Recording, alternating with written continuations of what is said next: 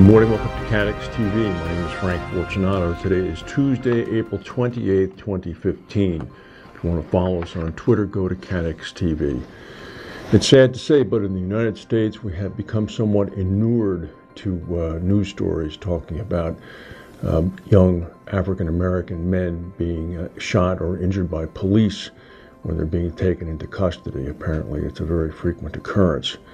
Last week or so, a young man in Baltimore named Freddie Gray died of a spinal injury days after being taken into police custody. Mr. Gray was 25 years old. His funeral was yesterday. After the funeral, Baltimore erupted. It was a major American city. It's about 35 miles north of Washington, D.C. Last night, the city experienced 144 vehicle fires, 15 structure fires, and nearly 200 arrests. The National Guard has been called in. Over 5,000 troops are now on the streets of Baltimore. There's a state of emergency declared in the whole city. The city is on high alert. Last night's Major League Baseball game between the Baltimore Orioles and the Chicago White Sox was called off. The stadium is located right downtown. It's likely that today's game is also going to be canceled as well. It's a little bit of a tense situation there, and we have no idea what property damages are yet aside from the vehicles, which in this case, as I mentioned, is 144. The death toll in Nepal after the 7.8 earthquake has now officially reached 4,400. This is expected to still rise considerably as rescue workers are still making their way toward villages near the epicenter, which apparently from aerial reports were flattened. The dropping of supplies to areas that are still inaccessible is going on with the Nepalese Air Force as well as the Indian Air Force.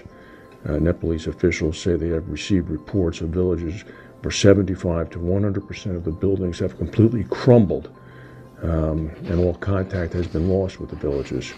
Smoke from funeral pyres from relatives cremating their dead relatives has drifted skyward now since the earthquake over the weekend.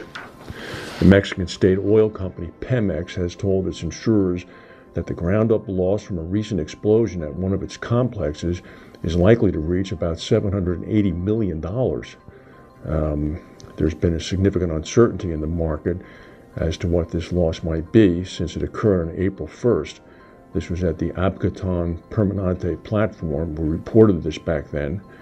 The loss covers destruction to the main platform, two bridges, and a second platform that suffered heat damage resulting from the fire. It occurred in the dehydration of pump area on the platform. The platform located off the east coast of the Mexican state of Campeche and killed 4 people and injured at least 16 others. Wellington, New Zealand has been inundated with rain for the past 36 hours, and now severe flooding has resulted in downtown Wellington. The fire service is on high alert and has been rescuing people in the streets as well as going into private homes to help pull people out. More rain is expected today. XL Group Chief Executive Officer Mike McGavick said that while he shuns casinos unless he's with his mother-in-law, he lately feels like he's sitting at the high-stakes table as he made insurance deals.